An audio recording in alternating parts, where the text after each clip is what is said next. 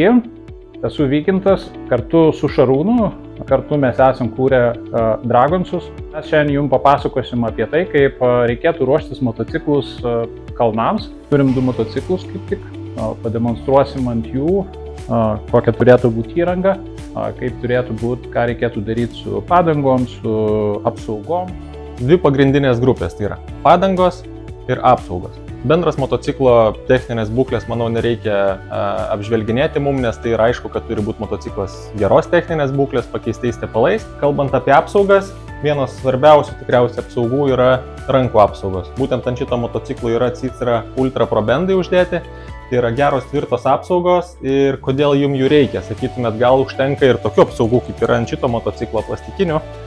Bet šitos apsaugos apsaugo tik jūsų krumplius nuo šakų, bet visiškai neapsaugo, jeigu jūs kažkur čiuošit šlaitu žemyn ir nusilaušit savo ne tik galbūt stabdžių rankenėlę, bet ir visą stabdžių mašinėlę. Tai rankenėlę galite išsitraukti iš kuprinės pasikeis, mašinėlės greičiausiai jūs su savim nesivežiosit. Tai apsaugos yra absoliučiai būtinos, ar Ciceros, ar kito gamintojo, bet kad jos būtų rimtos apsaugos po ten 20-30 eurų su aliuminio imitacija netinka, tai tikrai pasirūpinkit, labai svarbus akcentas į būtent rankų apsaugos, kurios gali jums išgelbėti dieną ir atostogų. Taip, tai apsaugų aišku yra begalė ir persistengti susidėti absoliučiai visų įmanomų kaip ir nereikia, bet tada akcentuosimės į svarbiausias apsaugas. Apie rankas pakalbėjom. Sekanti yra dugno apsauga. Kaip matote, čia yra uždėta rimta aliuminė dugno apsauga. Ji tikrai gelbė jūsų motociklo apatinį rėmą ar net variklio apatinę dalį nuo aštrių akmenų. Kalnuose jų tikrai yra daug, kas nėra važiavęs kalnuose ir įsivaizduoja, kad lietuviški rąstai miške yra rimta kliūtis, tai ne, nėra. Ir aštrūs akmenys kalnuose tikrai gali pridaryti daug žalos, jeigu neturėsit rimtos aliuminės dugno apsaugos. Dvitakčiam, čia beje irgi dvitaktis, tik tai su kitokiu išmetimu. Tokias apsaugėlės, tai čia irgi turim su linkidžu gale, linkidžą nusiplėš būtų labai nesmagu.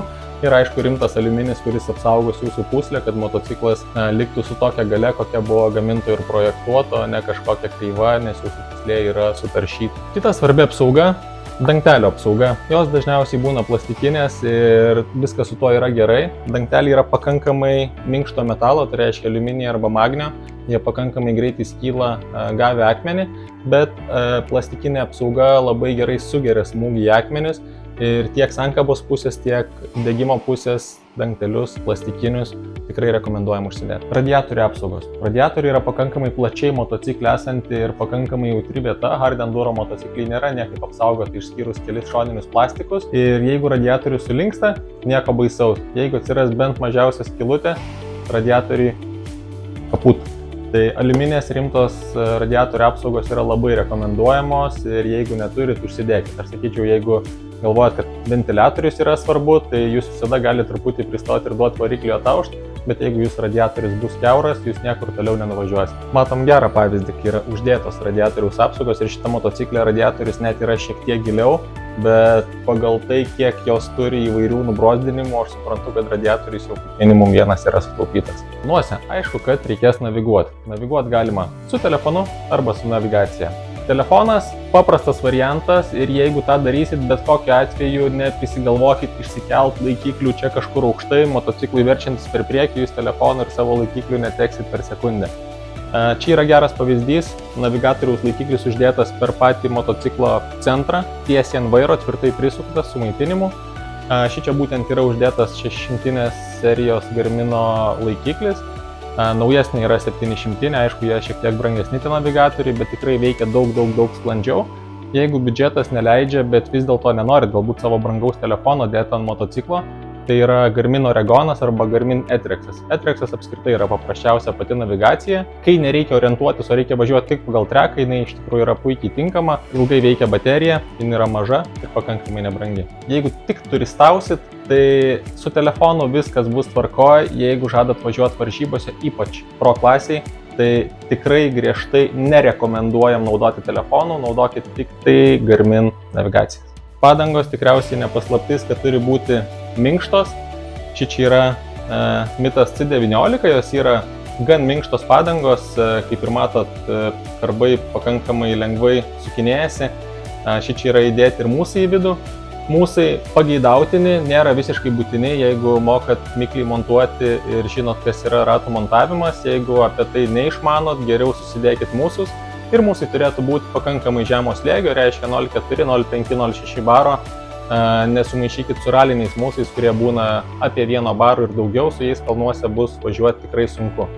Ir apie tai, kad padangos turėtų būti naujos, manau, irgi net nėra kalbos. Tai naujos arba visiškai apynaujas, jeigu kelis kartus išvažiavo, tai tebūnie. Tenai įsidėkit bent po vieną atsarginę padangą. Kodėl reikia atsarginės padangos? Nes būna kalnuose situacijų, kai gali tiesiog prakirsti nepataisomai padangą, kuri net su mūsų nebebus saugi važiuoti.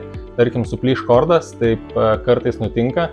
Tai įsidėkit papildomą padangą, nebūtinai naują, tam, kad galėtumėt pasikeisti ir vėl nesusigadinti savo atostogų. Keli pavyzdžiai gero ir netokio gero padangų pasirinkimo.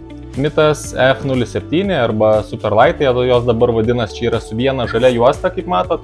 Būna ir su 2 žaliom juostom, tai būtų pats geriausias variantas, bet ir su viena žalia juosta. Jos turi tikrai minkštus karbukus ir tos padangos dėvis pakankamai greitai. Jeigu padanga bus visiškai nauja, vienai savaitei kaip ir turėtų užtekti, bet turėkite omeny, kad gali ir neužtekti. Kitas variantas atrodo žiauriai piktos padangos, bet čia yra Dunlop MX-Trim 3 ir jinai yra krosinė padanga. Tai reiškia, kad jos karbai yra kaip akmuo ir jūs ant akmenų su jie slidinėsit daug labiau negu galite įsivaizduoti. Tai dar syk akcentas į kuo minkštesnės padangas. Kuo minkštesnė padanga, tuo jūs geresnį sukibimą turėsite ant akmenų. Čia yra minkštos padangos, labai geros minkštos padangos. Mūsų pačios populiariausios mitas su 2 juostom. Vienintelis niuansas yra tame, kad jeigu jūs naudojat tubeless sistemą, tai tada venkit su 2 juostom mitas. Tada jau reikėtų naudoti su 1 juosta. Turėkit omeny, labai svarbu, nes jau praktikoje turim daug atvejų, kai reikėdavo dėti kitą padangą, todėl kad jinai per minkšta, jos kordas silpnesnis ir spygliai visokiausi miške arba krūmai gali tiesiog pradurti ją. Galinė padanga ir priekinė padanga 2 esminiai dalykai yra. Priekinė gali būti šiek tiek kietesnė, gali būti vidutinio kietumo, bet galas būtinai turi būti minkštas. Čia kaip pati padanga, taip ir mūsas yra svarbu. Mūsas 0,4, 0,5 atitikt turėtų. Galiniam stabdžiam galit uždėti apsaugą diskui. Būtinai užsidėkit aliuminiu sutvirtintas apsaugas, tokias kaip Saikra. Stabdžių kaladėlės pasikeiskit, akumuliatorius irgi turėtų būti šviežias. Taip pat nepamirškit, kad reikėtų turėti atsarginės bėgių perjungimo kojelę ir rankenėlės, sankabos ir stabdžių rankenėlės. Grandinės normalus gyvavimo laikas yra apie 60-80, jeigu labai ramiai važiuojat galbūt iki 100 valandų, o kalnuose per savaitę jūs susuksit bent 20-30. Tai įsivertinkit, kiek jau esat pravažiavę su savo grandinės ir žvaigždžių komplektu, bei esant poreikio atsinaujinkit grandinę. Šito 300 yra 14,48. Čia yra pakankamai greitas perdavimas kalnam. Kalnuose labai retai važiuosite greičiau negu 50 arba 60 km per valandą, tai jums reikia lėto motociklo, kuris labai gerai lipa į įkalnę. Tai rekomenduojam pasikeisti žvaigždės, net jeigu jos yra geros, iš 14 į 13 priekyje ir iš 48 ar 49, kiek pas jūs yra standarte, į 50 arba 52. Sakyčiau, 13 ir 52 yra pats geriausias variantas kalnams. Keli paskutiniai akcentai dėl motociklo paruošimo. Rato guoliai. Jeigu nežinot, kada keitėt, bet jums guoliai atrodo geri, bent jau įsidėkit ir priekinių ir galinių guolių ir ribokšlių komplektą. Jie ant enduro motociklų keičiasi pakankamai paprastai.